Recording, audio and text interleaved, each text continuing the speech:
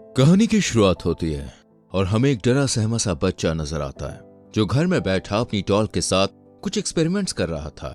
इतने में उसे बाहर से आवाजें आने लग जाती हैं। जब वो इन आवाजों का पीछा करता है तो हम देखते हैं कि कुछ लोगों को सुरक्षित जगह पर ले जाया जा रहा है। फिर झटाक से कैमरा मूव होता है और डॉक्टर फेरिस नाम का एक आदमी नजर आता है जो बहुत हड़बड़ाहट में था। दूसरी तरफ शहर में अफरा तफरी का माहौल नजर आता है जहां पे हमें दिखाया जाता है कि पुलिस ने पूरे शहर को घेर लिया है। यहाँ मिलिट्री और पुलिस मिलकर सभी घरों की तलाशी लेते हैं जिस पर उन्हें एक घर के बारे में सूचना मिलती है और पूरी मिलिट्री और पुलिस फोर्स उस घर की तरफ दौड़ पड़ता है। यहाँ सभी सैनिक एक एक करके उसके घर में घुसते हैं और घर को पूरा घेर लेते हैं। छानबीन के बीच कुछ ऑफिसर एक कमरे में पहुंचते हैं जिसका दरवाजा खुलते ही सबके होश उड़ जाते हैं। दरअसल उस कमरे में एक रोबोट होता है जिसकी बॉडी पर टाइम बॉम्ब फिट था, लेकिन सैनिक कुछ भी समझ पाते इससे पहले ही बॉम्ब ब्लास्ट हो जाता है और सभी सैनिक मारे जाते हैं। सीन शिफ्ट होता है और हम डॉक्टर फेरिस को देखते हैं जो एक लड़के याया के साथ था। वो याया से पूछताछ करता है। तभी हमें पता चलता है कि याया कोई ऐसा वैसा इंसान नहीं है बल्कि वो एक बुद्धिमान साइंटिस्ट है। अब रात के घनघोर बादल छट जाते हैं और दिन के उजाले में हमें याया मस्त साइकिल पर दौड़ता हुआ नजर आता है। यानी अब हम आ चुके हैं याया के पास्ट लाइफ में, जहां पे हम याया को एक खूबसूरत सी लड़की आसमा के साथ देखते हैं जो उसकी क्लासमेट थी। दोनों किसी मुद्दे पर चर्चा कर रहे होते हैं, लेकिन इनकी आवाज प्रोफेसर के कानों तक पहुंच जाती है और प्रोफेसर कोई और नहीं बल्कि डॉक्टर फेरिस ही था। वो याया को बुलाता है और एक क्वेश्चन सॉल्व करने को कहता है जिसे याया पलक झपकते ही सॉल्व कर देता है। इससे प्रोफेसर की दुखती आत्मा दर्द से तड़पने लगती है, मतलब उसका ईगो हर्ट हो जाता है और वो याया के पिता के बारे में उल्टा सीधा बोलकर उसे क्लास से बाहर भगा देता है। इसके बाद याया दुखी हो जाता है और घर जाकर अपने पापा को पूरा किस्सा बताता है। इस पर उसके पिता कहते हैं कि तुम इस दुनिया से बहुत अलग हो, तुम देखना एक दिन हर कोई तुम्हें सलाम करेगा। इसके बाद याया का मूड थोड़ा ठीक होता है और वो अपने पापा को एक छोटा सा रोबोट दिखाता है जो उसने ही बनाया था। याया बताता है कि ये छोटे मोटे बॉम्ब और बंदूकों की गोलियों को भी झेल सकता है। इसके अलावा कई एडवांस टेक्नोलॉजीज इस रोबोट के अंदर मौजूद थे। दोनों की बातें चल ही रही थी कि इतने में वहां नासिर नाम का एक लोकल गुंडा आता है जिसे आप गोलमाल का वसूली भाई समझ सकते हैं। ये याया के पिता से पैसे मांगता है, लेकिन वो नासिर को पुलिस की धमकी देकर वहां से भगा देते हैं। नासिर के कुछ देर बाद घर में एंट्री होती है एक बेहद ही खूबसूरत लड़की मरियम की, लेकिन याया मरियम से नहीं मिलता, जिस वजह से मरियम भी चली जाती है। देर रात जब याया और उसके पिता सोने के लिए अपने अपने कमरे में जा रहे थे तभी वहां पर नासिर अपने चेले चपाटियों के साथ आता है और याया के पिता पर हमला कर देता है। ये देखकर याया डर जाता है और वो कोने में छिप जाता है। इसके बाद नासिर याया के पिता को जान से मारकर घर में आग लगाकर चला जाता है। ये देखकर याया बहुत ज्यादा घबरा जाता है, पर नासिर के जाते ही वो पुलिस को फोन करता है और नासिर को गिरफ्तार करवा देता है। लेकिन नासिर के दबाव के कारण याया डर जाता है। उसे लग रहा था कि वो भी मारा जाएगा, इसलिए वो पुलिस कंप्लेन वापस ले लेता है। इसके बाद नासिर याया को ढेर सारे पैसे देता है, लेकिन याया को अपने आप पर गुस्सा आता है और उन पैसों पर भी, क्योंकि वो नासिर ने उसे दिए थे जो उसके पिता का हत्यारा है।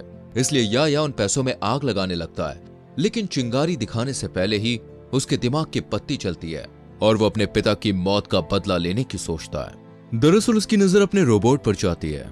तभी उसे ख्याल आता है कि क्यों ना एक ऐसा रोबोट बनाया जाए जो साइज में इससे बड़ा हो और नासिर को मार गिराए। इससे वो भी बच जाएगा और उसके पिता की मौत का बदला भी पूरा हो जाएगा। और पैसे तो नासिर ने दे ही दिए, यानी नासिर के पैसे अब उसी की मौत के लिए काम आने वाले थे। काफी दिनों की कड़ी मेहनत के बाद आखिरकार याया नासिर के पैसों की मदद से एक बड़ा और शानदार रोबोट बना ही लेता है जो कि बहुत शक्तिशाली था, जिसे बंदूक या बॉम्ब भी नुकसान नहीं पहुंचा सकते थे। इस रोबोट का नाम रखा गया था मूसा। अब हम देखते हैं कि याया नासिर का पीछा करता है और उसके अड्डे पर पहुंच जाता है जहां वो अपने उन्हीं साथियों के साथ था जिन्होंने याया के पिता को मारने में नासिर की मदद की थी। इसके बाद याया मूसा को कमांड करता है और मूसा उन तीनों को बड़ी बेरहमी से मार गिराता है। लेकिन यह पूरा वाकया एक ऑटो ड्राइवर अपने कैमरे में कैप्चर कर लेता है। मूसा की नजर भी उस पर पड़ जाती है, पर वो उसे कुछ कहता नहीं है क्योंकि वो निर्दोष था। लेकिन वो ऑटो ड्राइवर ये वीडियो सोशल मीडिया पर वायरल कर देता है, जिसके बाद ये वीडियो हर जगह आग की तरह फैल जाती है। लोगों को लगता है कि मूसा हत्यारा है। इधर पुलिस और आर्मी भी मूसा की तलाश में जुट जाती है और याया भी ये सब देखकर डर जाता है, क्योंकि उसे पता था अगर उसने मूसा को पुलिस के हवाले किया तो वो इसका इस्तेमाल जंग में करेंगे और याया ऐसा बिल्कुल भी नहीं चाहता था। इसलिए वो मूसा को घर के बेसमेंट में छिपा देता है और एक आम इंसान की तरह रहने लगता है। लेकिन एक रात आसमा याया के घर आ धमकती है। दरअसल याया ने आसमा को अपनी नोटबुक दी थी जिसके पीछे मूसा का चित्र बना हुआ था।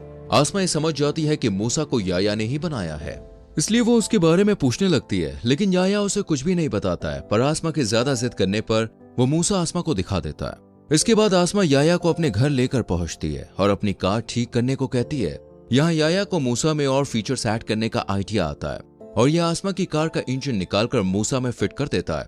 इसके बाद ये दोनों मिलकर मूसा को एक कार में छुपा देते हैं। लेकिन एक दिन याया के कंप्यूटर को कोई हैक कर लेता है और याया से मूसा की टेक्नोलॉजी मांगने लगता है। ऐसा ना करने पर वो मूसा के बारे में पुलिस को बता देने की धमकी देता है। इससे याया डर जाता है और हैकर से थोड़ा समय मांगता है। और अब आता है कहानी में ट्विस्ट। दरअसल आसमा याया को एक टेररिस्ट ग्रुप के बारे में बताती है जो कुछ बच्चों को दूसरे देश में बेचने वाला था, यानी ह्यूमन ट्रैफिकिंग। यहाँ आसमा याया को समझाती है कि जैसे तुम अपने पिता के लिए परेशान थे वैसे ही इनके परिवार वाले भी परेशान होंगे, तुम्हें इनकी मदद करनी चाहिए। याया भी आसमा की बात समझ जाता है और मूसा को लेकर उस जगह पर पहुंच जाता है।